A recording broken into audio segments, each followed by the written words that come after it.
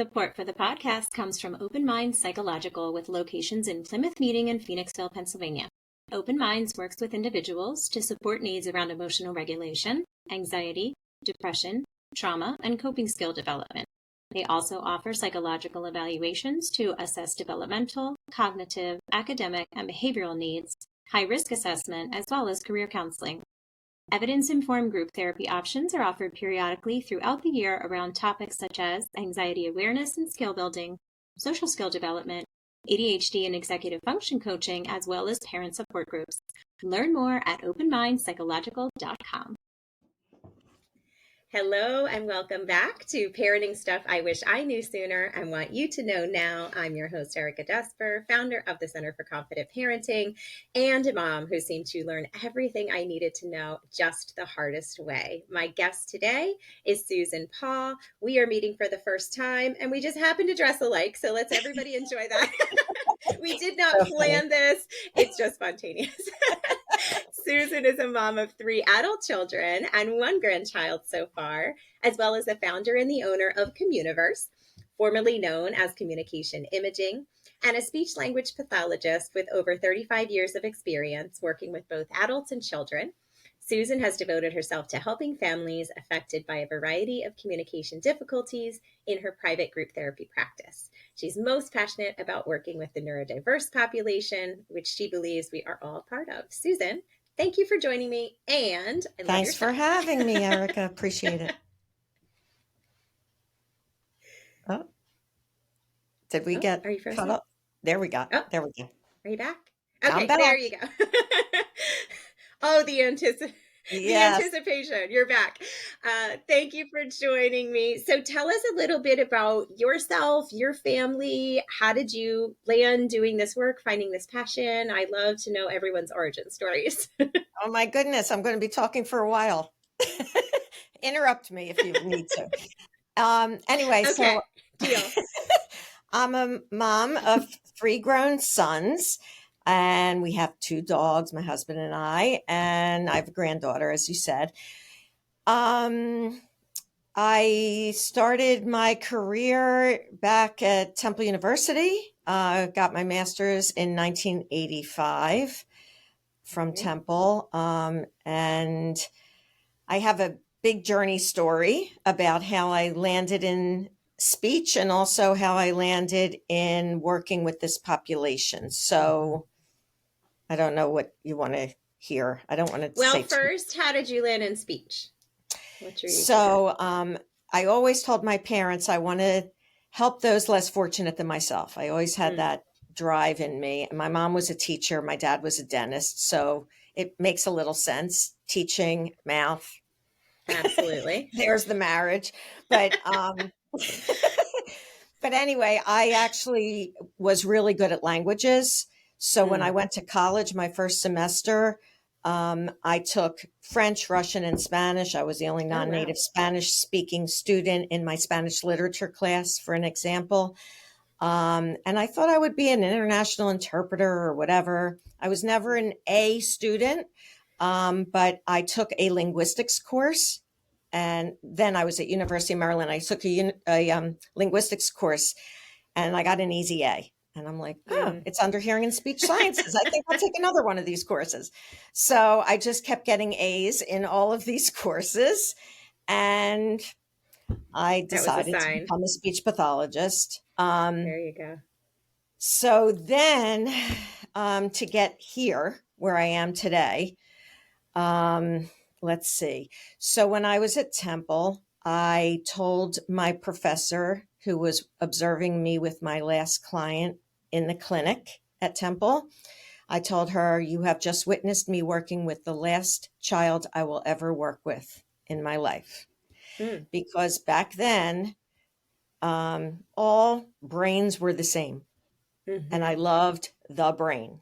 So the only way I could really work with the brain, in my opinion, back then, was to work with traumatic brain injury and strokes and other neurogenic diseases.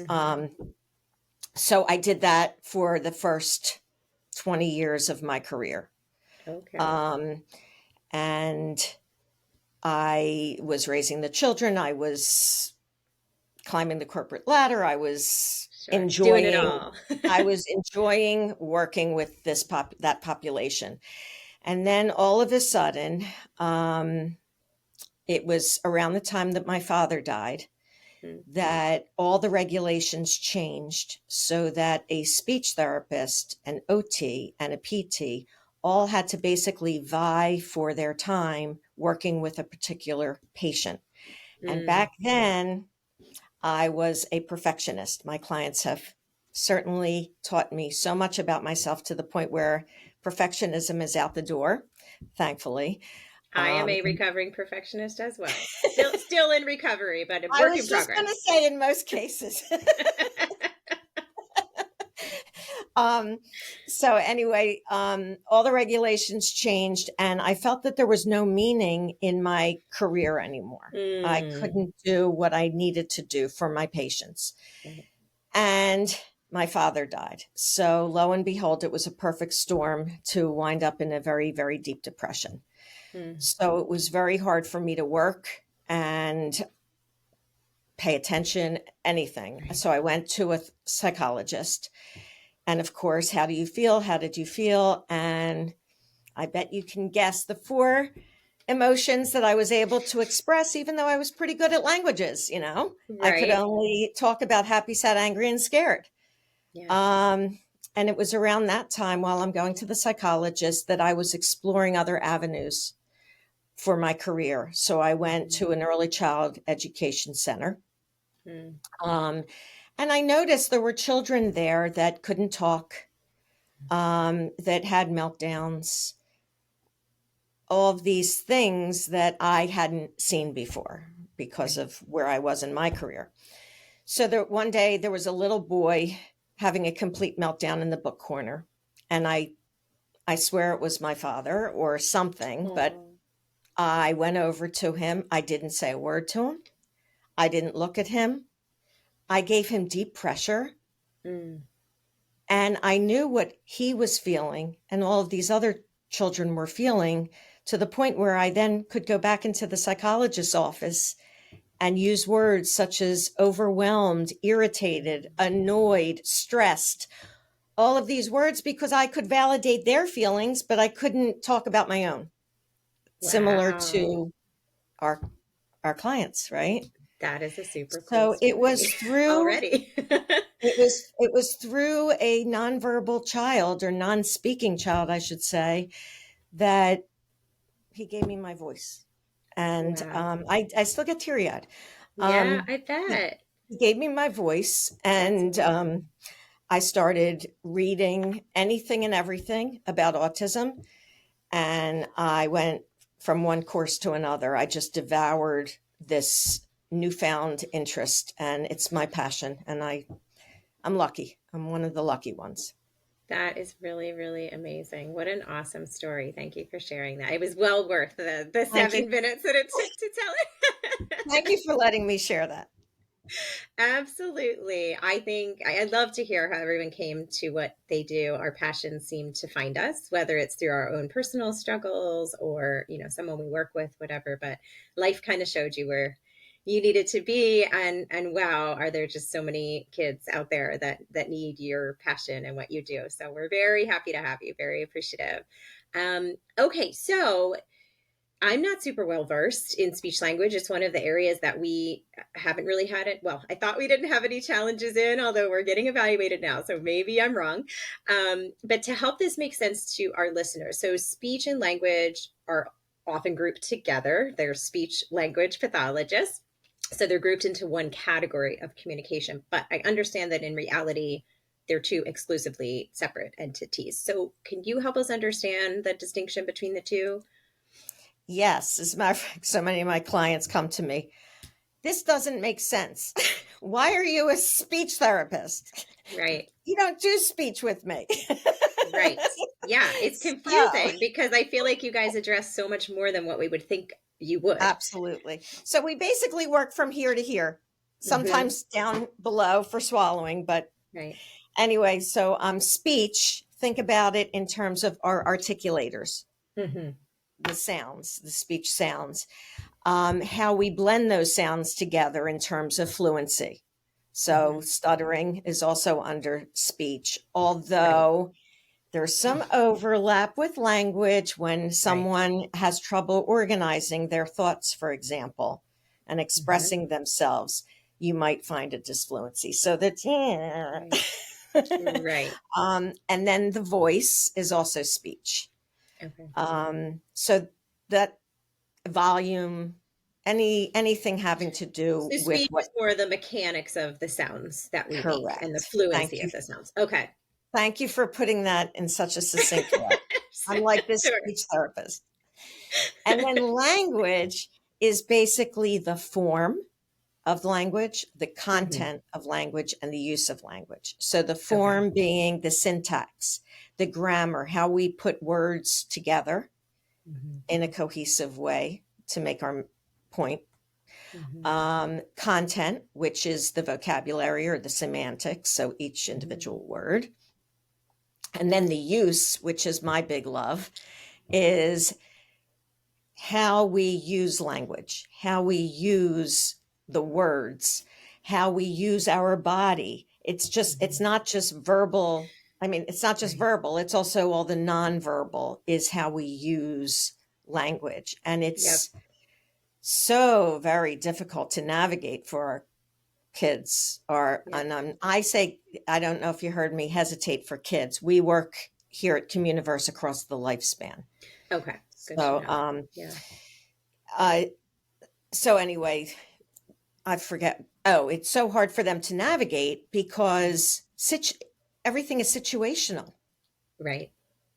It like doesn't make sense to do this in this situation, but it makes sense in that situation. Well, why is that? And it's just so complicated. And is that where, so another word I hear a lot, I didn't prep you for this, is pragmatics, which is like the social aspect of language. So that falls on the language side as well. That is the use. Pragmatics is language use, the use of language, and social communication. They're intertwined. Okay. I feel like speech language has its own language, as do all of the areas of development and learning and treatment.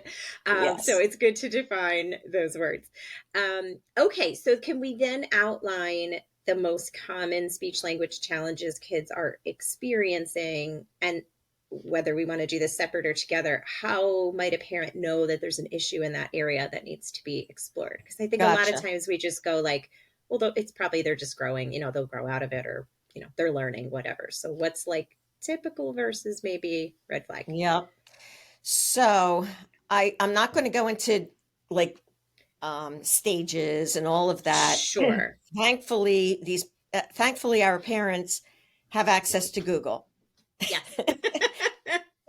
They can look at all of the. However, I want to highlight some of the speech issues that are something to look into, and the language. So let's talk about language first, just in terms of understand receptive. There's also receptive and expressive language. Okay. Yes. So if a child's not responding to their name, you also have to think about receptive hearing. Is what we can understand, and expressive is what we can give back out. You got it. Thank you again for clarifying. I really appreciate it. That's why I do what I do. Yes. So, again, you want to make sure they're following directions at age appropriate, of course, not 3-step directions at, 9 months old, but there's a hierarchy and there's a whole level and all that stuff. So it's receptive as well as expressive. At 1-year-old, typically a child has expressive vocabulary of at least one word. Okay. Around 1. I don't want parents out there. Oh my gosh, my child, is not saying it. There's, I'm sure, a wide range of typical, and not all kids fall right in the middle. I like to tell parents, you can be on the slow side of typical. So not like problematically slower to come around, just slower than a lot of the peers, but within normal range. Absolutely. Yeah. And then if you have physical or occupational therapy stuff happening, if they're developing very strongly in one area, the other areas might not be developing as quickly, excuse me. Right. Yep.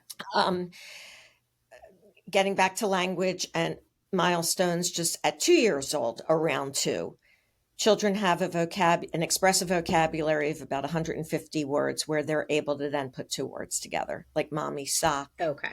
daddy Yes. car, whatever. Right. One thing that comes up with parents that come into our clinic is that they'll say, well, my child's not saying, like they'll say ba for ball. Mm-hmm. And I'm like, are they doing it consistently? Well, yeah, but it's not ball, it's ba. I'm like, Right. that's their word. That's their word for ball. So that Okay. in terms of language, yay. In terms Okay. of speech, oh well.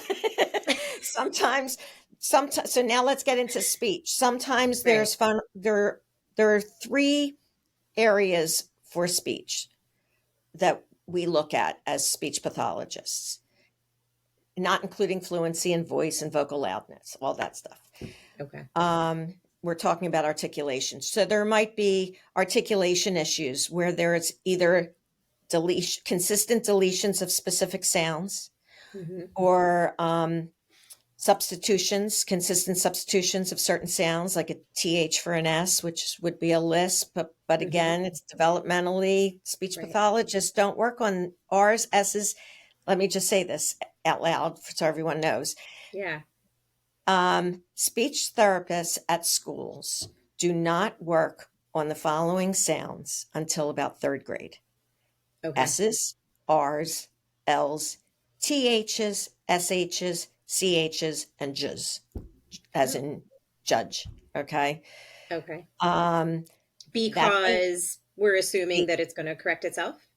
Because developmentally, back in the Stone Age when I was in the school system, it was, and as a student, by the way, it was 2nd grade where speech therapists would work on that. Now it's 3rd grade. So it's developmentally, that's where they're doing the cutoff.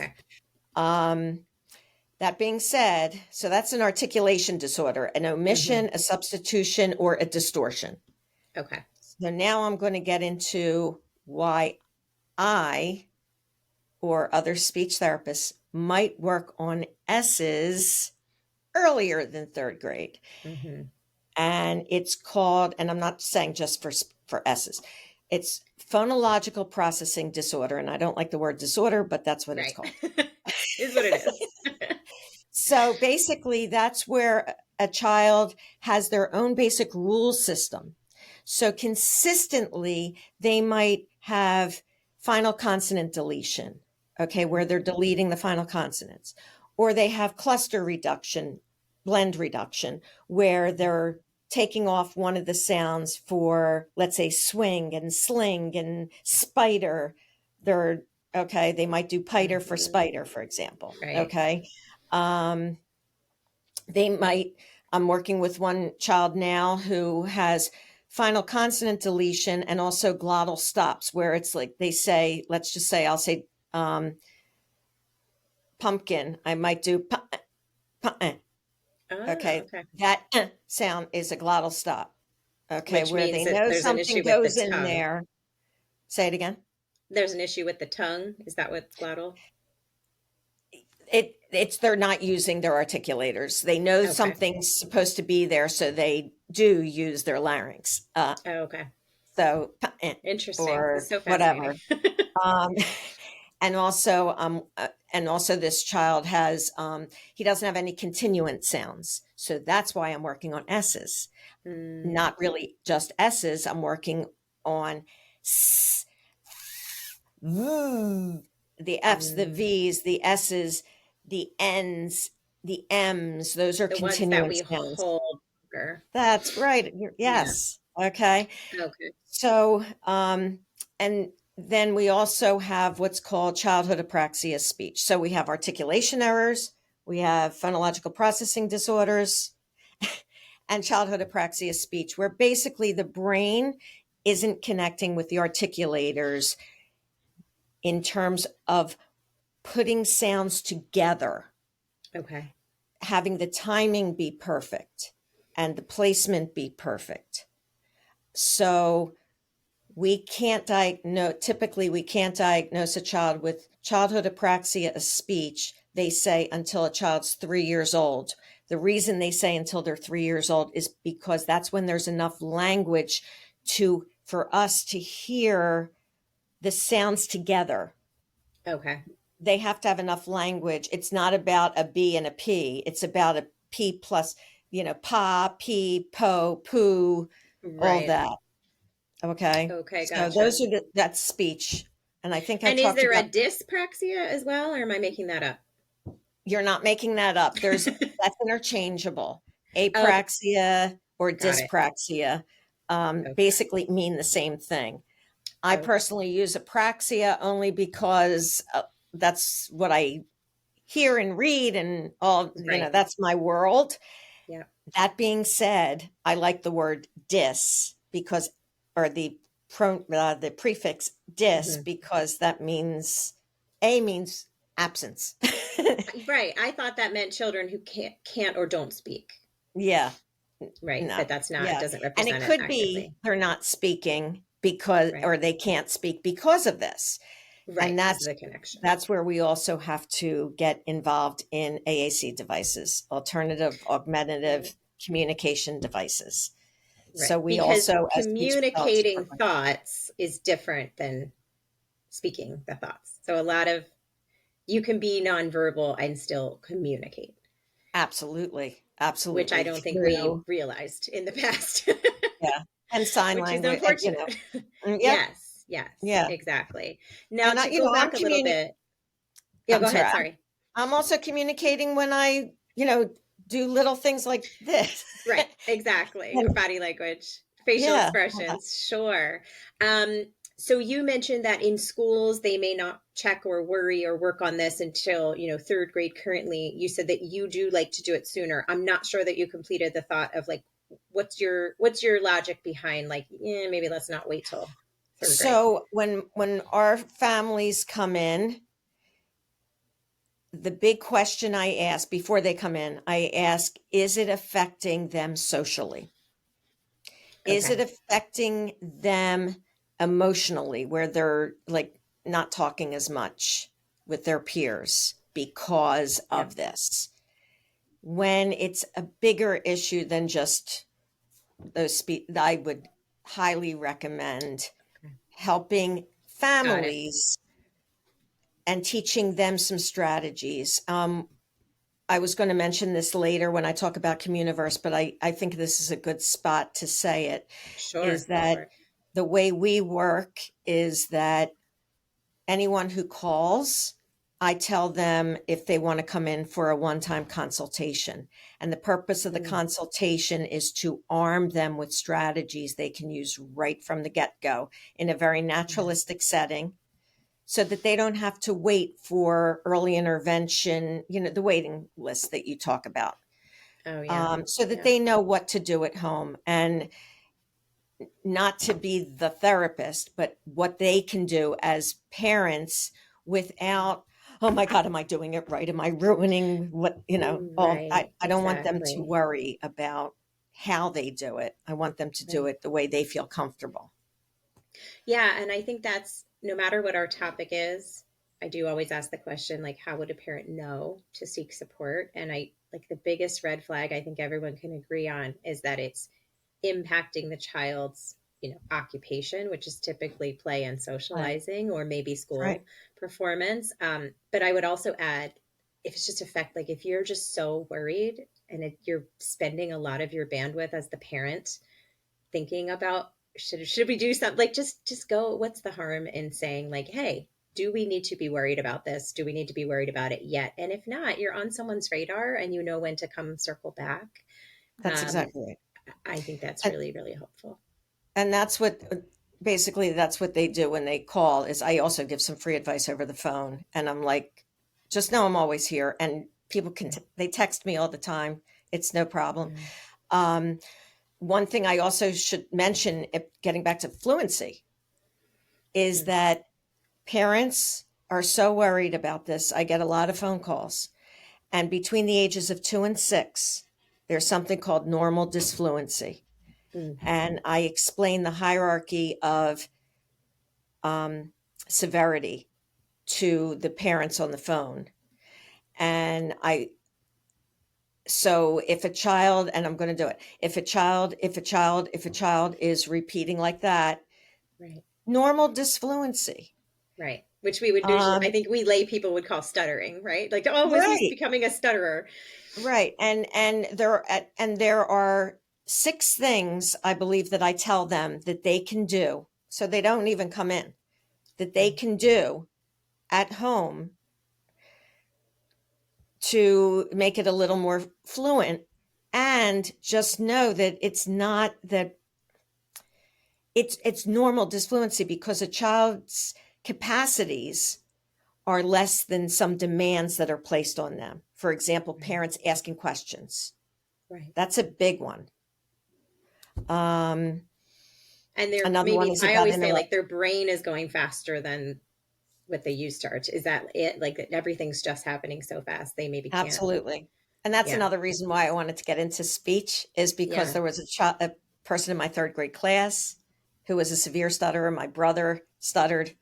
Okay. So yeah, I mean, it's really a little painful as the person hearing it. Like, you want to rescue and you want to move the thought along. And I know I have a close friend, they went through that normal disfluency and they were all worried it was going to turn into a stuttering problem. They did sort of wait and see, and it did correct itself. I was fairly certain. I was like, this seems I'm pretty sure this is going to be a thing, but it got worked out. So we don't always need to worry.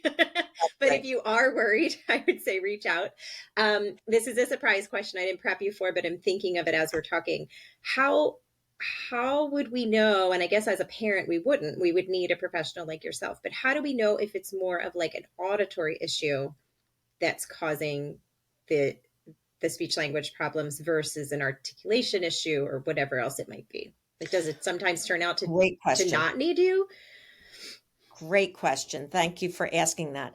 So, I tell parents, and as speech pathologists, we could lose our license, quite frankly, if we don't say this. So I'm glad you brought that up. Good. I did not know that. I tell parents, go get checked by an audiologist. And I don't mean just the screenings. You want to rule out any kind of difficulty in terms of perception, hearing perception. But, and I don't like using the word but, and a child cannot be diagnosed with auditory processing difficulty by an audiologist until around the age of 7. Okay. So if they're concerned about processing, a speech pathologist can certainly start working on that and giving strategies. Okay. Working as though a child has processing difficulties. Right. And then we could confirm but it can't be diagnosed. It has to be diagnosed by an audiologist, and it can't be diagnosed by an audiologist until about 6, 7, 8 years old. Okay. That makes sense. All right. Excellent. I think we did the common concerns and how a parent might spot them. Anything else you want to say? And just not talking, not babbling. Yes. I think parents know. Mm-hmm. They know. Yep. And, earlier we said not to worry. They're allowed to worry, can have your feelings. I learned that by the psychologist. Yes. They can worry. And we are here to alleviate their fears. Right. Exactly. So why worry? Just find out. Okay. So let's shift a little bit. We were focused on sort of problems and catching them, noticing them. But let's say we have like a young baby, a young child. There's no concerns, but a parent is just, on top of their game. And they're like, what can I do to just foster healthy, normal, typical, speech language development? Can you walk us through a few strategies that parents can use just to make sure it all goes the way it's supposed to? And I appreciate you gave me this question prior to this, because I have things written down just to ensure that I get to it all, because I want to help as many parents as possible. Use your papers, use your notes. We are not above that here. Anyway, first thing, reinforce all attempts at communication. Eye gaze, anything, and talk to your child. Obviously, we use motherese very naturally with the high-pitched voice, blah, blah, blah. But lots of smiling, lots of talking, not many questions. I'm talking about the range of children. Okay. Right. Sort of just narrating your day more than asking a lot of questions. Yeah. Do a lot of narration. Oh, you notice what a child is looking at. So this is called owls. This is, I believe, from Hannon. Observe, wait, listen, say. Okay. So observe your child, what they're interested in. I know for my son, my middle son, he would look up at the sky and he would point and he would say, Appa. So I'm not going to repeat, yeah, Appa. I'm going to say, yes, it's an airplane. Look at it. It's so high in the sky. So what I'm doing is I'm validating what he's saying. I'm expanding upon what he's saying. Getting into his world. So observe, wait, listen, say. And I don't mean listen just with your ears. Listen with your eyes. Notice what they are doing. Anything that we expect from our children, we should be modeling. If we want our children to wait, we need to learn how to wait. Big one for me. That was a huge learning curve. Still is. Back to the work in progress. We all are. Flexibility. You want your child to be flexible? Give them small victories. If you want your child to listen, listen to them. If a child, and the other thing I did with that airplane thing is I don't know if I said it, expanding. Did I say that? Right. Adding to what? Right. Yes. And then the other thing is the last thing a child should hear is the correct model. So let's just say we're working on speech, not language. And a child says, for open the door. Okay. They want the door to open, right? So they'll say, oh, okay. You want me to, I pause. They look at me. Open the door. I'll open the door. So what I did in that instance is I changed my intonation. I changed the way I said it. I had them look at me without making them look at me. I gave them the correct model and I did a lot of repetition. Excellent. If a child is not initiating speech, you want to give 2 choices near your mouth. The second one should be the one that parents know what their child wants. It looks like you want something to eat. Do you want broccoli or cookie? And they might go, they might just look, they might point, whatever, anything. Okay, here's cookie. Yum, cookie's so good. Lots of repetition. Yeah. And you said near your mouth. Is that to draw their eyes to what you're doing? Yes, that's a really important point also because, working with my, listen to me, I say the same thing, my kids, my babies. Working with our neurodiverse population, I don't care about them looking at me because, quite frankly, I asked an adult years and years ago.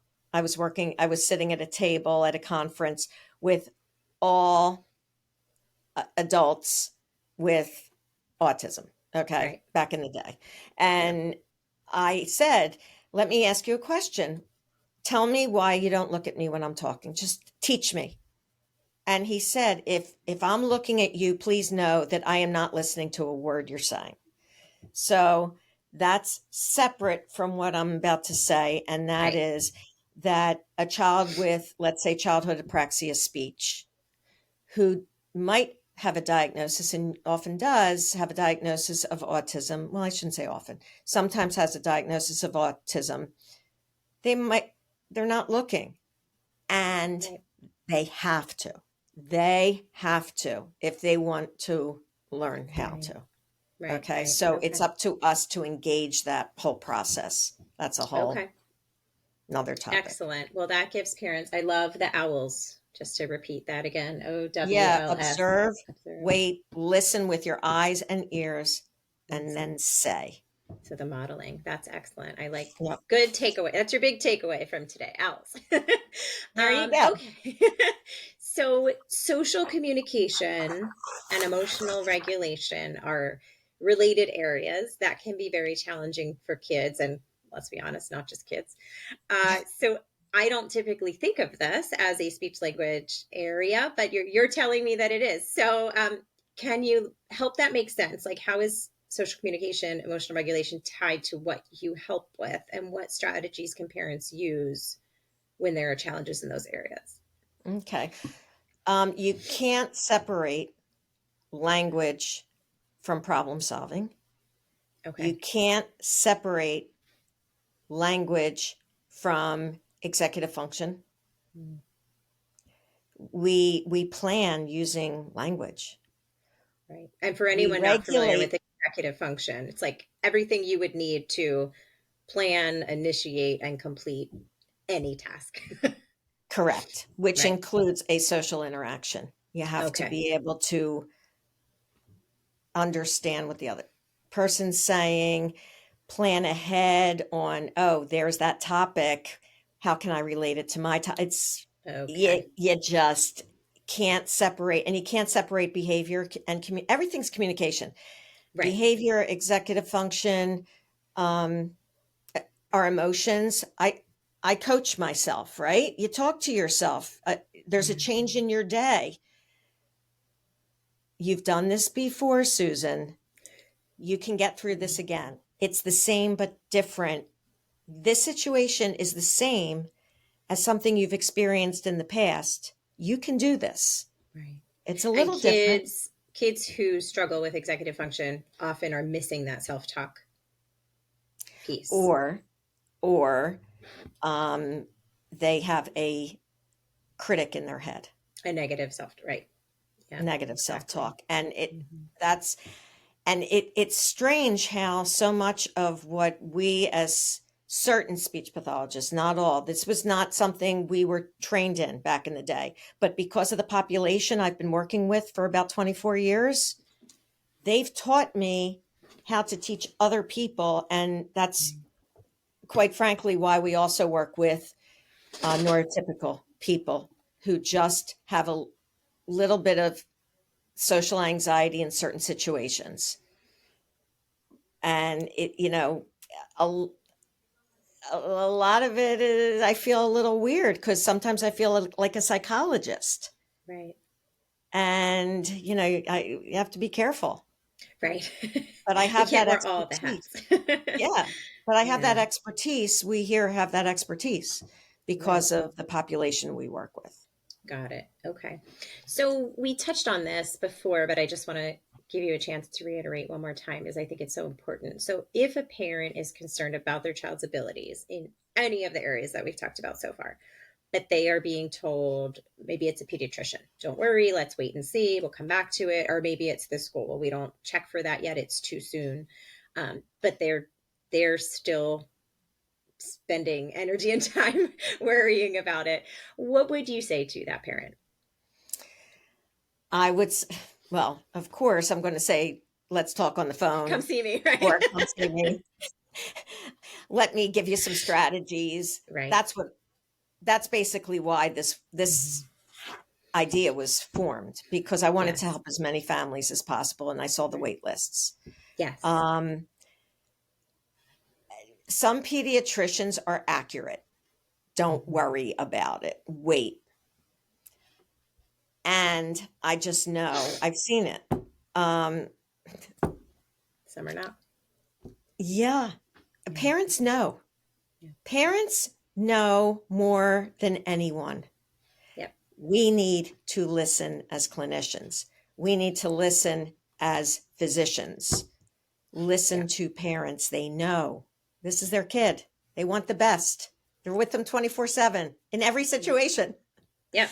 And it doesn't hurt to make sure. And it's good for parents to know there are ways to still explore that. I mean, you may have to go a private route, but you can go do that. If you can do that, go do that. It doesn't have to be through the school or through the pediatrician. That's obviously the easiest and sometimes covered by insurance and things like that. But there are avenues where we can say, I I want another opinion, and I want an opinion from someone who's really, really well versed. I mean, we can hear this is very intricate, and interwoven, and lots of other words we could throw out there. So it's not possible for someone like a pediatrician who maybe got 1 hour of training and communication to give you a really solid answer a lot of the time. That's true. Yeah. All right, let's shift one more time. Take off your SLP hat, put on your very experienced mom of 3 now adult boys hat and grandma hat. Thinking back to your own parenting journey, because I want to make sure this doesn't come across as just an expert podcast, right? Most of us are moms. We've been in the trenches. We're still in the trenches, some of us. What aspect of the early days of parenting was the most challenging for you? Well, I always worked full time. So I will tell you that. So that was challenging, was my time, and making sure that the time that I was home was 100% geared towards the family. Mm-hmm. I didn't take work home with me. My mom was a teacher. She took work home with her, but she included me in grading papers. Yay. Right. Which unfortunately is an expectation of teachers, even though it's not fair. Yeah, exactly.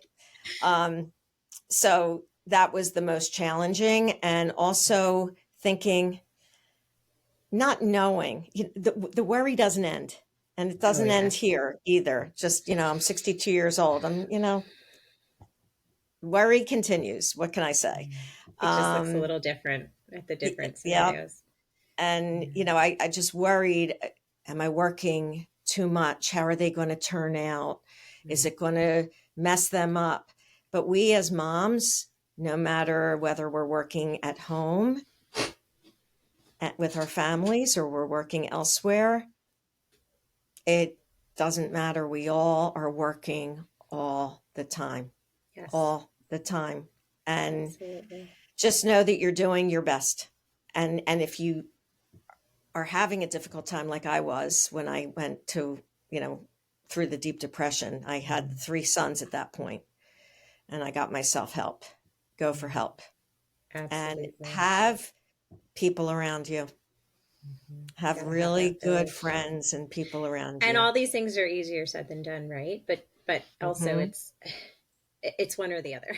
Like we either do those hard things or we feel the result of not doing those hard things and having those people around. And we've done other episodes about how to find your village, how to delegate, how to get that work-life balance, the mom guilt, which is super real and an ongoing struggle. So you're sort of echoing all of that. On a more positive note, what have you loved most about your parenting? And feel free to answer this either like in the moment back then or now looking back, now that they're all grown. What have you loved the most?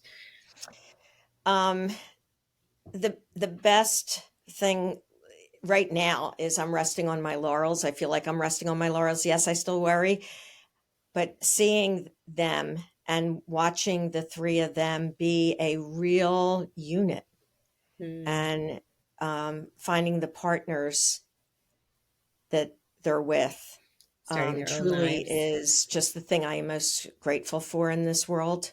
Yeah. And watching them, even as they were growing up, watching them demonstrate the values that we instilled upon them. In terms of being compassionate, fun, balancing, seriousness, hard work, and having fun. Yeah. My mom was an educator. I'm switching a little bit. My mom was an educator, as I said, and she taught me so much. One of the things she kept saying to me that I never listened to until she died was, sorry, Mom. We're listening now. Give yourself permission to relax. Ooh, that's one of my favorites. So I do that now. It's been 8 years now this month. That's a work in progress too, right?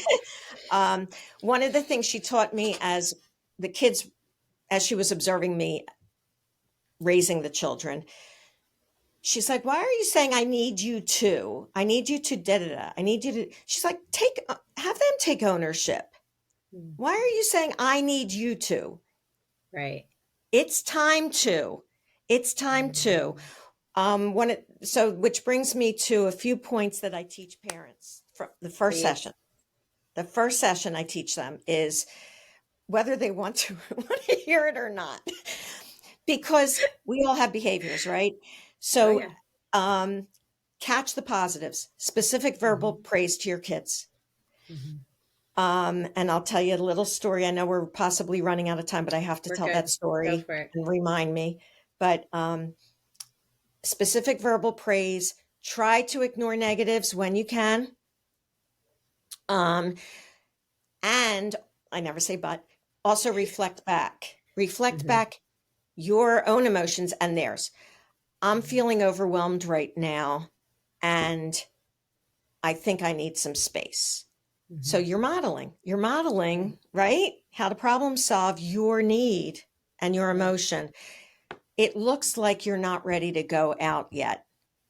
Okay. So you're reflecting back, you're validating. So now that's the next thing I teach is boundaries. Know your definites. It looks like you're not ready to go yet. And we have an appointment at such and such a time. Right. You can either blank or blank. Two limited Uh-huh. choices. Your I love that trick. choices. We do that Okay. when we need to use the potty and we don't want to. That's right. Another thing I do is validate and say and, not but. Because Yes. when you say but, all the other words go Wipes out. away. Yep. Yeah. Okay. So you look really upset with me, and I get it. This is really hard. Okay. So anyway, enough Which of has that. a totally different vibe from you look really upset with me, but I don't deserve it. Or I don't get it. Yeah. And also know what's your problem versus your child's problem. Can you give us an example of that? Well, like you're in a rush because you have a million things to do. This is I'm talking from past experience because I was always got to Right. not enough time, right? Right. So just know, oh, that's your problem, Susan. That's not their problem. Right. Okay, so Which is particularly hard when you have a slow processor, which I do. yes, Like, I'm like, dude, yes, why are you not ready to walk out the door yet? We don't have time to be doing this. But that's yeah, really how I've built the schedule for the day, right? yeah. But again, some of our neurodiverse clients are time blind. Oh, absolutely. Okay, we're We have a used to major problem with that. and we're used to the digital clock. We need to use visual with an analog clock. They So don't anyway, understand that's the a whole. passage of time. Yeah, Yep. yeah. We actually had, it's not a, well, it'll be out by the time this podcast is out, but Rebecca Robbins, she's an SLP, and she demonstrates how to use the face of an analog clock to Oh, help your child good. understand the passage of time, which I thought was super, super helpful, especially That's since I'm a fantastic. visual person. Yeah. Let me get back to that story, and Give us then the story. Yep. okay. So one day I was working at a school when I was exploring and developing possibly the business. Anyway, so I went to a school for severely emotionally disturbed kids, and I had a really difficult day, and I was in a really, really bad mood. And on the way home, I'm driving and I'm thinking of all the things I had to do when I got home, and I could visualize and see myself yelling. I could hear myself, Right. you know. As one does when they have a bad day. And I knew, thankfully, I had time to decompress in the car and problem solve, right? So, so I'm driving. Okay, you're in a really bad mood, and when you get home, anything that comes out of your mouth will either be neutral or positive. Mm. And I did it, and in doing that, what came back to me was all positive. I had one of the Because we best nights. mirror, right? I had one of the best nights with the kids and husband ever because of that little trick. Yep. But it's because I have that language and I have that and I can remember my experiences and Right. And I And have all the that's what kids need strategies and support with. Absolutely. That's a great, it's a great way to understand what some of these kids are lacking, or even some of us as adults. Um, all of us. but We it's are also all just a great, neurodiverse. great general parenting tip of like, not that the car is awesome for decompressing. I mean, drivers are crazy and driving can be stressful. But yeah, you can, even if you're parked in your driveway, you can take a moment to sort of drop that and try to reset, reframe, whatever you want to say. That's really, really helpful. We could clearly talk forever, but for today, we'll start to wind down. I'm sure I'll have you back. But one more question for you. You gave us so many gems, so many takeaways today. But is there one more thing that you've learned on your own parenting journey that you haven't mentioned yet, that you wish you had learned sooner for yourself and you want other parents to hear now? It's really about, You said so many good ones already. Maybe it was already taken. I basically, I think it's that taking ownership. Yeah. It's about what is my problem. And it's also, it's about, I mean, it's what we try to teach our own kids, and that is understanding their needs, right? We want them to understand their needs so that they can then say, give me a moment, I'm thinking. I need space, all the things. So think about, is this really my kid's problem, or is it really my problem? Yep. Is this a problem in general or just a problem for me? That's right. Yep. Yep. Exactly. That's a really good, really great takeaway. And take care of Susan. yourself. Give yourself Yes. permission to relax. Yes. We will take that from your mom. Her teaching is still benefiting all of us, which is beautiful. Thank you so much for joining me. This was excellent. I will definitely have you back because we could dive into probably each of these things for a really long time. Listeners and Erica, watchers, thank you. Yes, sorry, go Erica, ahead. just thank you very much for not just Yeah. having me, but for all you do for the general population. This is Thank you. Thank you for extraordinarily being helpful. part of the mission to get this information and resources and support to families just as soon as possible. We don't want anyone to suffer or suffer longer than they have to or worry longer than they have to. So we'll be back soon with more stuff that I wish I knew sooner and our experts and other parents wish they knew sooner. In the meantime, I'll leave you with my list of stuff, my updated list of stuff I've learned the hardest way. It actually fits very well with what you were sharing with us today. Number one, your to-do list will always be there, so put yourself on it. Two, you cannot pour from an empty cup, so schedule ways to refill yours every day. That is, grandma's advice to give yourself permission to relax. I say give yourself permission to put yourself on the list. And finally, there is no way to be a perfect parent, and there are countless ways to be a really good one. Thank you, everybody, and we will be back soon. That's fantastic.